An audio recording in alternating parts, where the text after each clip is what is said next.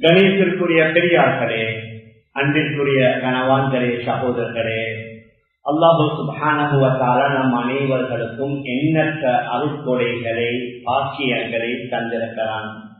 அவன் தந்திருக்கக்கூடிய பாக்கியங்களை நாம் கணக்கிட்டோம் என்றால், எண்ணினோம் என்றால், அவைகளை நம்மால் எண்ணி முடிக்க முடியாத அளவுக்கு பாக்கியம். குர்ஆன்ல கூறுகின்றான், அல்லாஹுடைய அருட்கொடைகளை நீங்கள் கணக்கிட்டீர்கள் என்றால் உங்களால் மற்றிட முடியாத அளவிற்கு அல்லாஹ் பல அருள்களை, பாக்கியங்களை நம் மீது செய்திருக்கிறான். சிலவைகள் பெரியதாக இருக்கலாம், சிலது பெரியதாக இருக்கலாம். எது எந்த அளவுக்கு பெரியதாக இருக்குமோ அதை பற்றி உண்டான கேள்வியும் பெரியதாக இருக்கும். அல்லாஹுடைய அருட்கொடைகள் ஒரு வகையில நிஅமத், மற்றொரு வகையில அமானத். ஒவ்வொரு நிஅமத்தும் ஒரு வகையான அமானிதம் என்றால் அது மிகையாக ஆகாது. அந்த ஒவ்வொரு நிஅமத்தை பற்றியும் கியாமத்துடைய நாளையில் அல்லாஹ் நம்மிடம் கேட்பான்.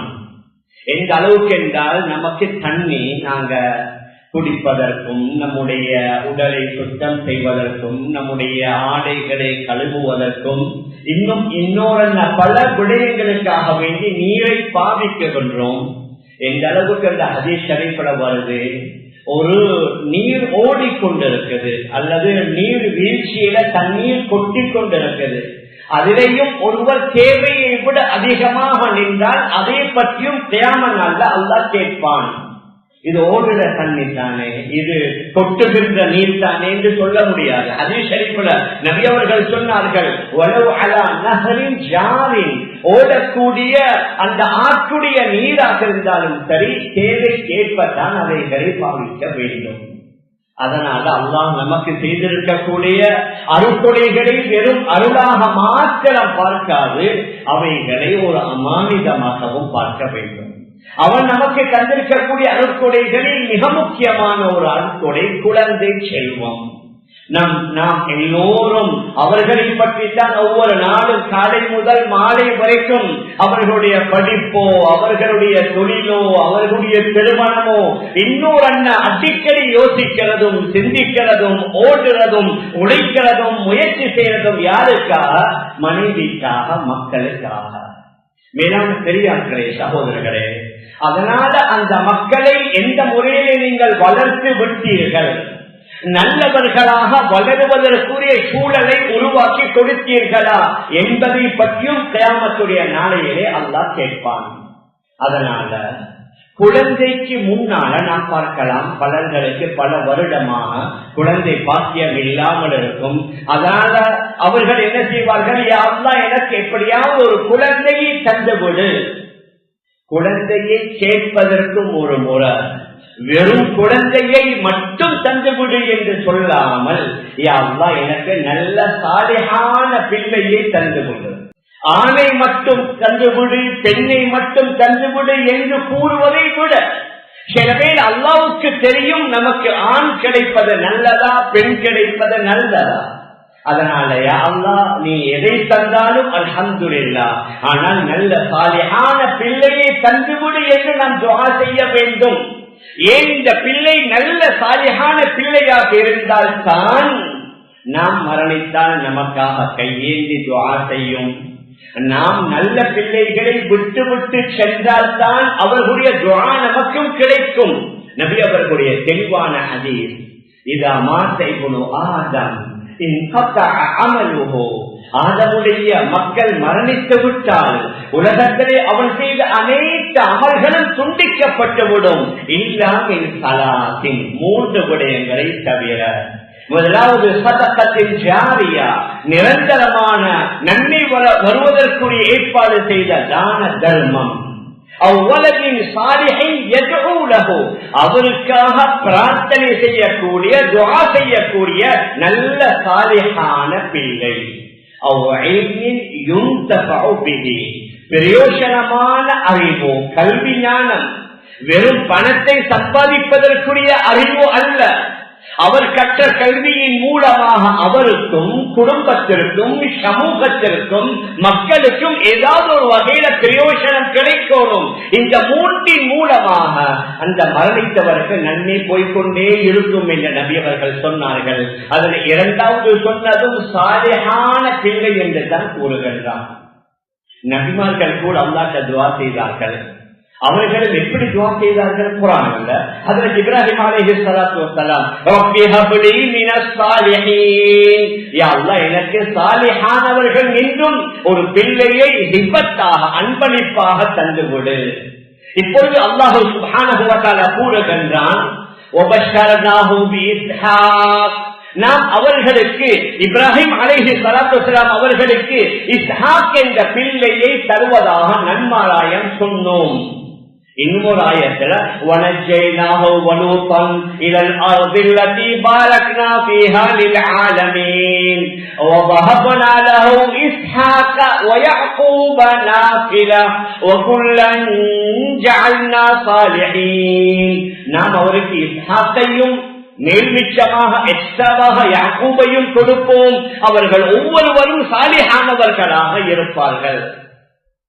அல்லாஹ் நன்மாராயம் சொல்லும் பொழுதும் நாங்கள் சாலிஹானவர்களைத்தான் கொடுத்தோம் என்று கூறுகின்றான். மேலான பெரியார்களே, சகோதரர்களே, அதில் ஜக்கரியா அலைஹிஸ்ஸலாத்து வஸ்ஸலாம் அவர்களும் துஆ செய்தார்கள். அவர்களுக்கும் அல்லாஹ் மலக்குமார்களை அனுப்பி கூறுகின்றான், யா ஜக்கரியா இன்னா நுபஷ்ஷிருக பிகுலாம், ஜக்கரியாவே உங்களுக்கு நாங்கள் ஒரு பிள்ளையை தரப்போகின்றோம். இஸ்முஹு யஹ்யா, அவருடைய பெயர் யஹ்யா என்று நாம் வைத்திருக்கின்றோம். வலம் நஜஅல் லஹு மின் கப்லு சமியா, இதற்கு முன்னால யஹ்யா என்ற பெயரை நாம் யாருக்கும் வைத்ததில்லை. அவருடைய பிள்ளைக்குரிய பெயரை நாமே முடிவு செய்கின்றோம், தீர்மானிக்கின்றோம். இன்னும் ஒரு ஆயத்துல சூரா ஆல இம்ரான்ல ஃபனாதத்துல் மலாயிகா வஹுவ காயிமுன் யுஸல்லி ஃபில் மிஹ்ராப் அன்னல்லாஹ யுபஷ்ஷிருக்கு பியஹ்யா, அல்லாஹ் யஹ்யாவை கொண்டு உங்களுக்கு நன்மாராயம் சொல்கின்றான். அந்த யஹ்யா எப்படியாப்பட்டவர்? முஸத்திகன், அவர் உண்மைப்படுத்தக்கூடியவர். பிகலிமத்தின் மின்ஹு, அல்லாஹுடைய வார்த்தையை உண்மைப்படுத்தக்கூடியவர் என்று சொல்லி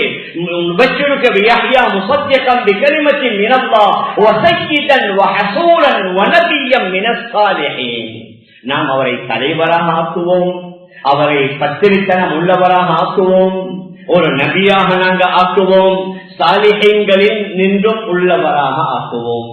முதலாவது நாம் எதை சொல்ல வருகிறோம் என்றால், அல்லாஹ்விடத்துல கேட்கக்கூடிய நேரத்தில், யா அல்லாஹ் எனக்கு நல்ல சாலிஹான பிள்ளையை தந்து கொடு, அதன் மூலம் நானும் என்னுடைய மனைவியும் அந்த பிள்ளையின் மூலமாக கல்வும் குளிர வேண்டும், கண்களும் குளிர வேண்டும்.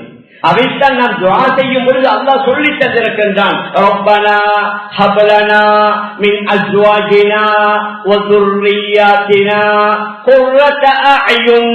யா அல்லாஹ், அந்த எல்லா இடத்திலும் பாருங்க, ஹிபாண்டா அன்பளிப்பு. இது முழுக்க முழுக்க அல்லாஹுடைய புறத்திலிருந்து கிடைக்கிறதுனால தான் யா அல்லாஹ் இதற்கு அன்பளிப்பாக தந்துவிடு. நமக்கு நம்முடைய மனைவிமார்கள், நம்முடைய பிள்ளைகள், யாரின் மூலமாக நம்முடைய கண்கள் கல்புகள் குளிருமோ அந்த மாதிரியான மனைவிமார்களையும் பிள்ளைகளையும் தந்துவிடு என்று அல்லாஹ் துஆ கேட்கின்ற முறையையும் படித்து தந்திருக்கின்றான். மேலான பெரியார்களே, சகோதரர்களே, அதனால முதலாவது பிள்ளை இல்லாதவர்கள் அல்லது பிள்ளை உருவாகுவதற்குரிய ஏற்பாடுகள் நடந்து கொண்டிருக்கக்கூடியவர்கள், திருமணம் முடித்த புதிய ஆண் பெண் தம்பதியினர்கள் அல்லாஹ்விடம் துஆ கேட்கும் பொழுது, யா அல்லாஹ் எனக்கு நல்ல சாலிஹான பிள்ளையை தந்துவிடு என்று கேட்கும். அதற்கு பின்னால பிள்ளை கிடைத்தால் அவருக்கு வாழ்த்து சொல்வது அது ஒரு சுன்னத்தான காரியம்.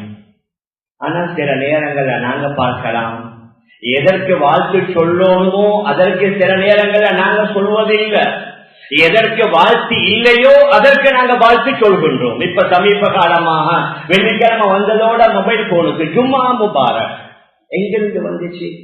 இது எங்கேயும் இல்லை. இப்படி ஜும்மா முபாரக் என்று வாழ்த்து சொல்லுங்க எங்கேயுமே இல்லை. எதுல வாழ்த்து சொல்லணுமோ அதுல சொல்லல. எதுல வாழ்த்து இருக்குதோ அதை விட்டு விடுகின்றோம்.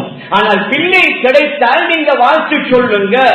பாரக்கல்லாஹு லக ஃபில் மவ்ஹூபி லக வ ஷக்கரத்தல் வாஹிப்.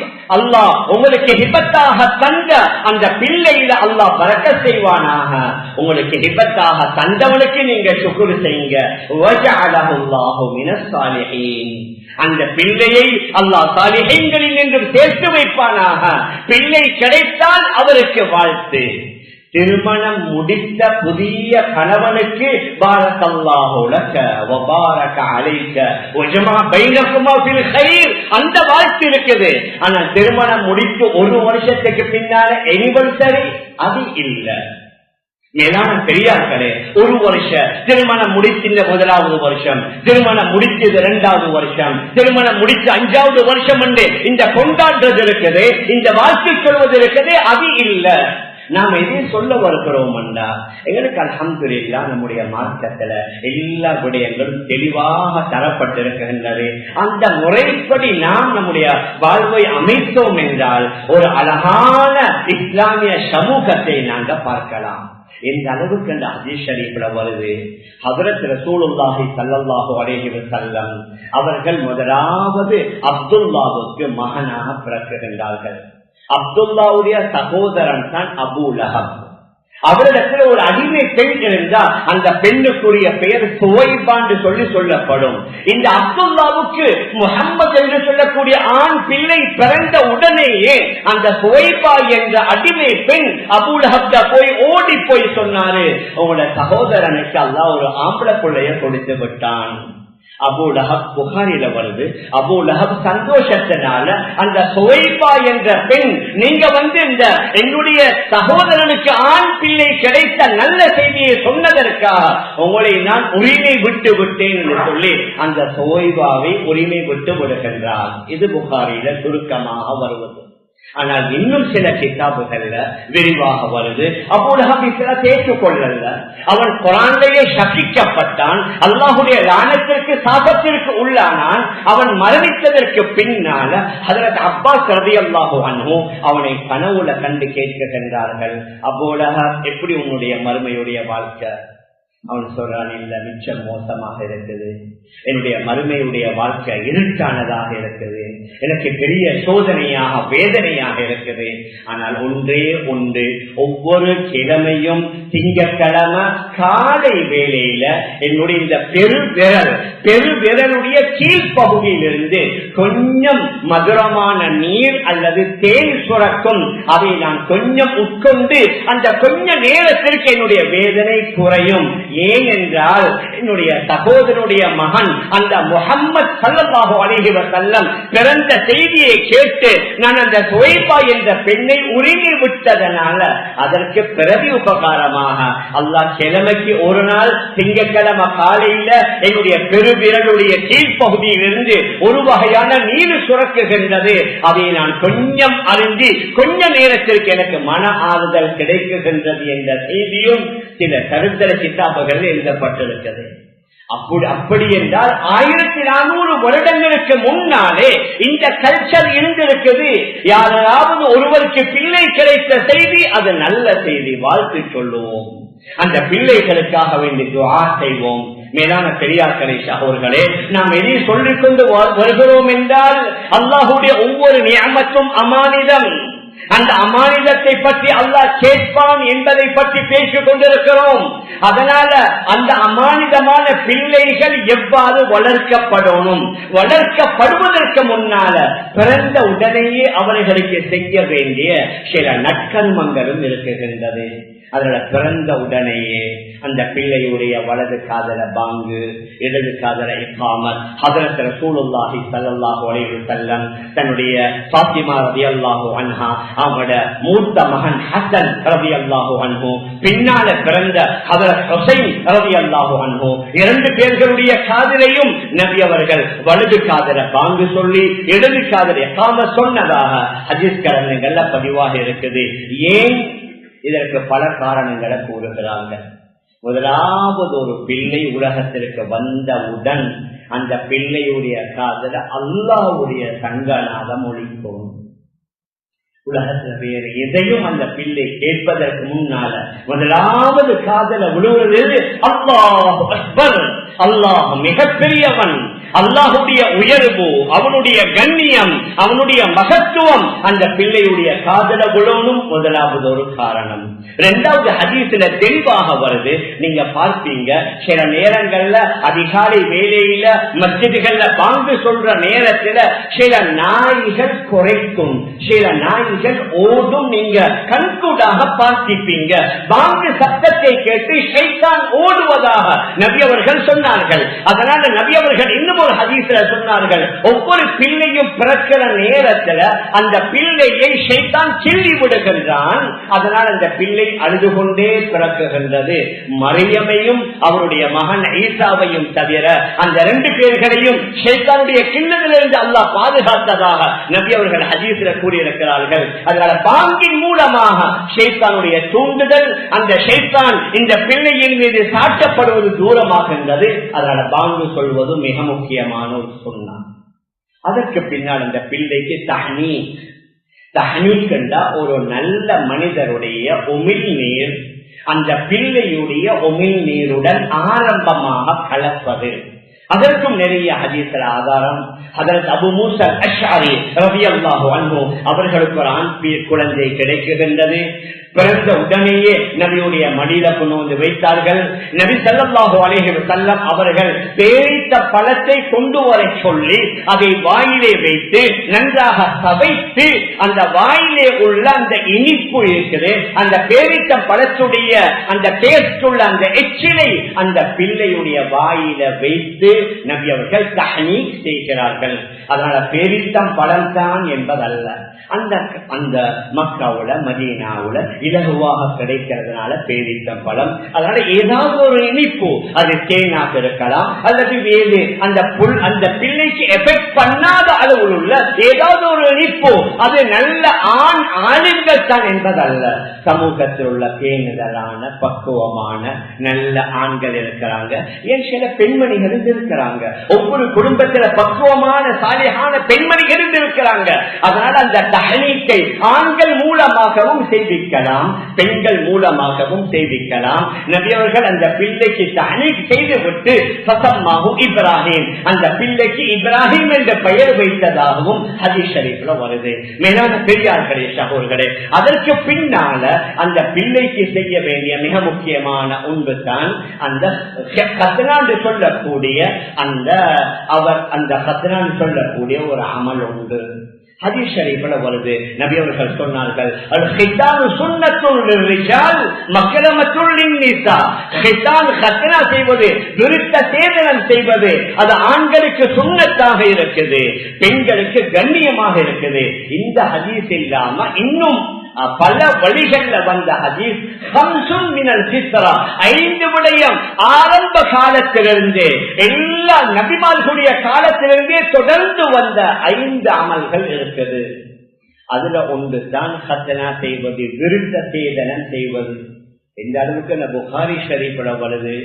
ஹஜ்ரத் இப்ராஹிம் அலைஹிஸ்ஸலாத்து வஸ்ஸலாம் தன்னுடைய 80வது வயதில் அவருக்கு கத்னா செய்யப்பட்டதாக புகாரியில தெளிவான ஹதீஸ் வருது. இந்த ஹதீஸ்களை வைத்து இமாம் ஷாஃபிஈ ரஹ்மத்துல்லாஹ், இமாம் மாலிக் ரஹ்மத்துல்லாஹி அலைஹி, இமாம் அபு அஹ்மத் இப்னு ஹம்பல் ரஹ்மத்துல்லாஹி அலைஹி, இந்த போன்ற 3 இமாம்களும் ஆண்களுக்கு கத்னா செய்வது வாஜிப் என்று குறிப்பிடுகின்றார்கள். இமாமுல் ஆஸம் அபு ஹனீஃபா ரஹிமஹுல்லாஹ் அவர்கள் சுன்னா என்று கூறுகின்றார்கள். ஆனால் இந்த 3 இமாம்களும் ஆண்களுக்கும் பெண்களுக்கும் வாஜிப் என்று கூறுகின்றார்கள். ஷாஃபி மذஹபிலே சொல்லப்பட்டிருக்கிறது, பெண்களுக்கும் ஆண்களை போன்று பெண்களுக்கும் கத்னா செய்வது வாஜிப். அதற்குரிய காரணம் என்னன்னா, இஸ்லாம் எப்பவுமே சுத்தத்தை விரும்புகின்றது. கத்னாவின் மூலமாக அந்த பால் உறுப்பு சுத்தமாகிறது.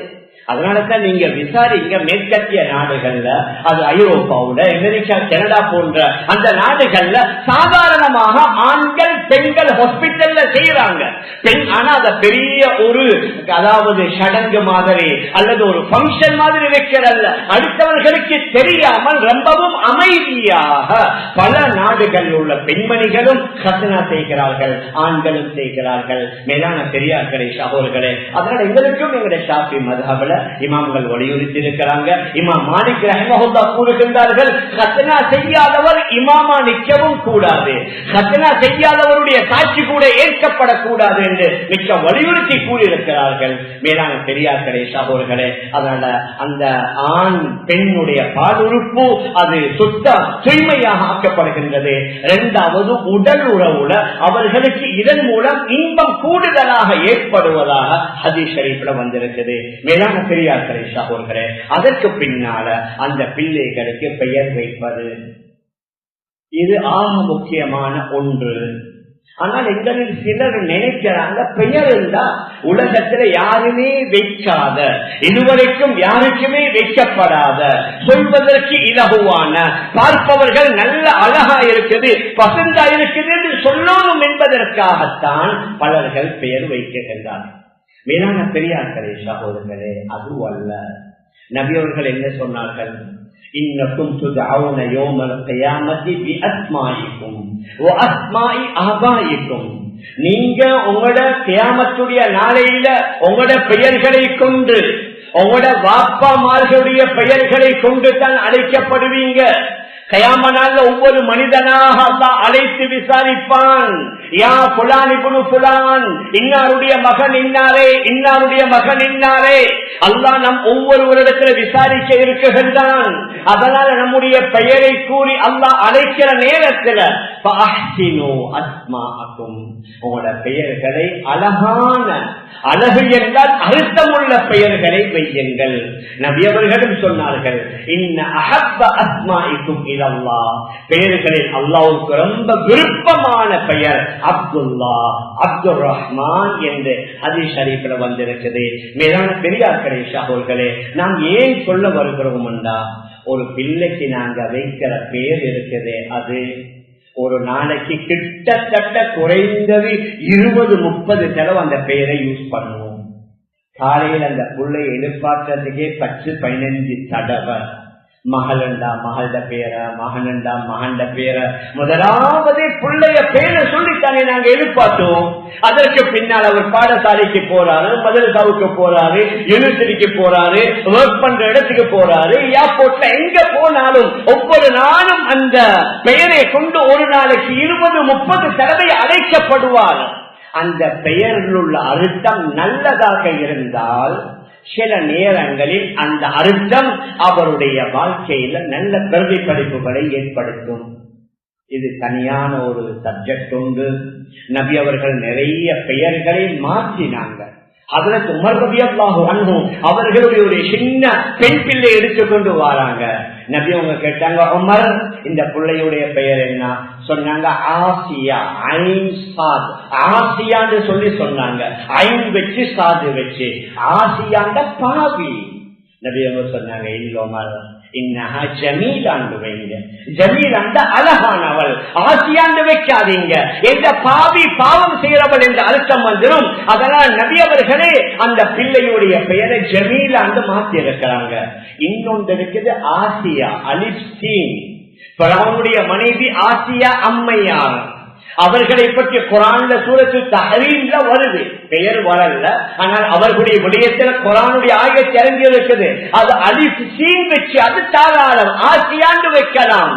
மேலான பெரியார்களே சகோதரர்களே, ஆனால் அர்த்தம் மாறுபடக்கூடிய பெயர்கள். இன்றைக்கு நிறைய பேர் என்ன சொல்லுவாங்கண்டா, எல்லாத்துக்கும் கூப்பிடுறதுக்கு லேசாயிக்கணுமே, நொன் முஸ்லிம் ஒரேங்களை கூப்பிடுறல்லையே, நாங்க புழங்குறது, நாங்க பழகிறது, நாங்க பேசுறது, நாங்க போற வார இடம் எல்லாம் அதிகமா எங்களை சகோதரர்கள் சில நேரங்களில் அவர்களுக்கு. அதனால எல்லாருமே இப்ப சமீப காலமாக மிச்சம் சின்ன பேரை வைக்கிறது, லீனான்னு சொல்லி, பீனான்னு சொல்லி. இப்ப நான் உதாரணம் சொன்னா இங்குள்ள படல்கள் சொல்றீங்க, இந்த பேர் ஹஜ்ரத் அங்க இருக்குது, இந்த பேர் நீங்க சொன்னீங்க எங்களோட ஃபேமிலி இருக்குது. நான் உதாரணம் சொல்லல, ஆனால் இன்று நாங்க பார்க்கலாம் பல பிரபல்யமான விளையாட்டு வீரர்களாக இருக்கலாம், இருக்கலாம், அல்லது நடிகர்களாக இருக்கலாம், அல்லது நடிகைகளாக இருக்கலாம், அல்லது பாடகர்களாக இருக்கலாம், அல்லது இது போன்ற உலகத்தில் பேமஸ் ஆனவர்களுடைய பெயரை வைக்கக்கூடிய சில பழக்கங்களை நாங்க சிலர்கிட்ட பார்க்க கொள்வோம்.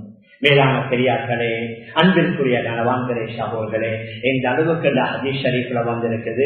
புகாரில வார ஹதீஸ் ஹஜ்ரத் சயீத் இப்னு முஸய்யிப் ரஹ்மத்துல்லாஹி அலைஹி தாபிஈன்கள் உள்ள மிக முக்கியமான ஒரு இமாம். அவர்கள் கூறுகின்றார்கள், என்னுடைய வாப்பாவுடைய வாப்பா ரசூல் ஸல்லல்லாஹு அலைஹி வஸல்லம் அவர்கள்ட்ட வருகிறார்கள். நபி அவர்கள் கேட்டார்கள், என்னுடைய அப்பா கிட்ட, மஸ்முக, உங்களுடைய பெயர் என்ன? அவர் சொன்னாரு, இஸ்மி ஹஸன், என்னுடைய பெயர் ஹஸன். அல்லாஹும்ம இன்னி அஊது பிக மினல் ஹம்மி வல் ஹஸன். ஹம் என்றாலும் ஹஸன் என்றாலும் கவலை. யா அல்லாஹ், நான் கவலையிலிருந்து பாதுகாப்பு தேடுகிறேன். நபி அவர்கள் என்னுடைய அப்பா கிட்ட சொன்னாரு, ஹஸன் என்பது அவ்வளவு நல்ல பெயர் இல்ல, பல் அந்த சஹல். சஹல்னா நீங்க சொப்டானவர், நீங்க மிருதுவானவர். அதனால் இந்த ஹஸனை விட்டுட்டு நீங்க சஹல் என்று வைத்துக் கொண்டால் நல்லதல்லவா? ஆனால் என்னுடைய அப்பா கொஞ்சம் பிடிவாதமாக இருந்தாரு. ரசூலுல்லாஹி ஸல்லல்லாஹு அலைஹி வஸல்லம் அவர்கள் சொல்லியும் என்னுடைய அப்பா அவருடைய பெயரை மாற்றல்ல. அவரும் மரணித்து விட்டாரு. இப்பொழுது எங்களோட வாப்பா மரணித்து விட்டாங்க. நான் அவருடைய பேர பிள்ளை. என்னுடைய அப்பா நபி அவர்கள் சொல்லியும் அந்த பெயரை மாற்றாததுனால எங்களோட குடும்பத்துல ஒரே கவலை இருந்து கொண்டே இருக்குது. கவலைக்குரிய விடயங்கள் நடந்து கொண்டே இருக்குது என்று அவர் சொன்ன ஹதீஸ் புகாரியில பதிவாக இருக்குது. மேலான பெரியார்களே, சகோதரர்களே, அதனால நாம் எதை சொல்லிக் கொண்டு வாரோம் என்றா, சில நேரங்களில் இந்த பெயர் எஃபெக்ட் பண்ணும். அதனால நல்ல அர்த்தமுள்ள பெயர், அதுல ஆக நல்லது நபிமார்களுடைய பெயர் அல்லது சஹாபாக்களுடைய பெயர். ஆண்களாக இருக்கலாம், பெண்களாக இருக்கலாம். ஆனால் எல்லா நபிமார்களுடைய பெயரும் அரபி அல்ல. ஆனால் குர்ஆன்ல வந்திருக்குது.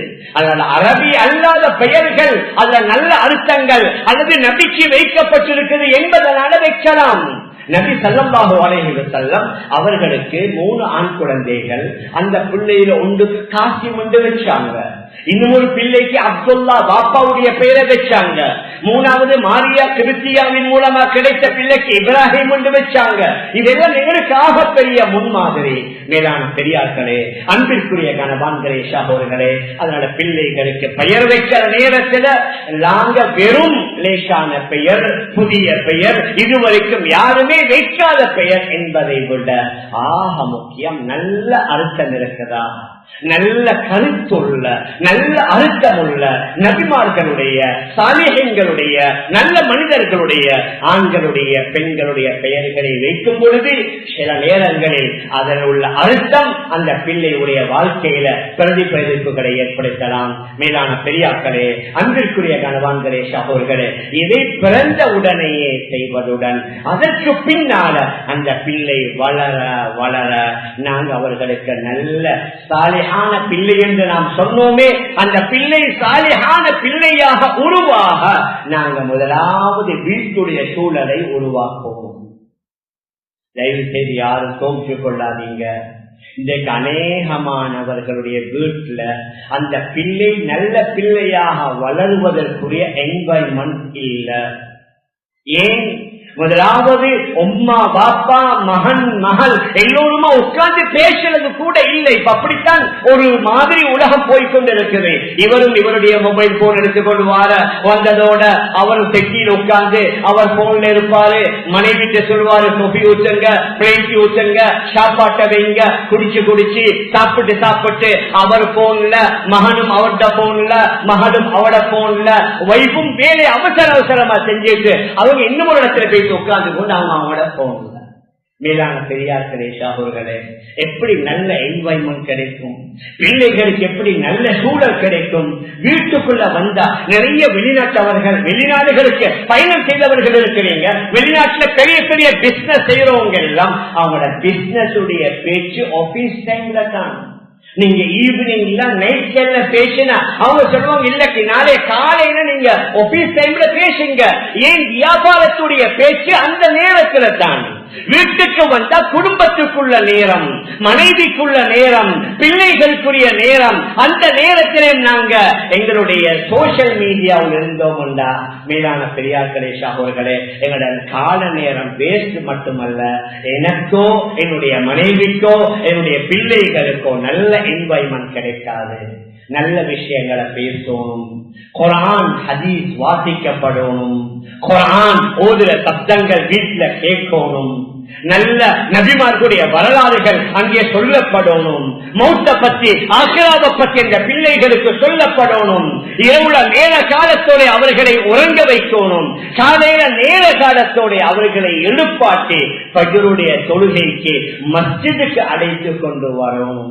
அல்ஹம்துலில்லாஹ் எங்கட நாட்டுல சில இடங்கள்ல மாஷா அல்லாஹ் பார்ப்பதற்கு சந்தோஷமாக இருக்கும். சில நகரங்கள்ல நாங்க பார்க்கலாம், நகரங்கள்ல வந்த அளவுக்கு மாற்றம் இன்னும் சில கிராமங்கள்ல வரல.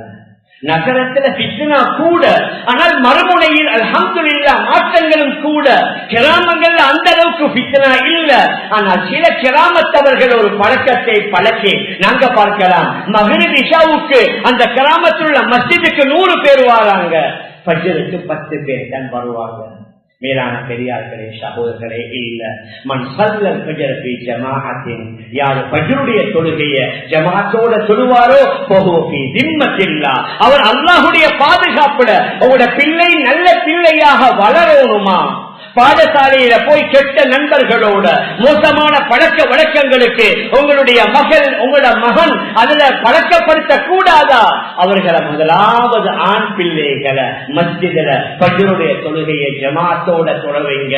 பெண்கள் உங்களோட வயது வந்த மகள்மார்களை நேர காலத்தோட எழுப்பாட்டி அவர்களை வீட்டுல தொழுக வைங்க. அவர்களுக்கு ஒரு ஹாஃப் அன் அவர் குர்ஆன் ஓத வைங்க.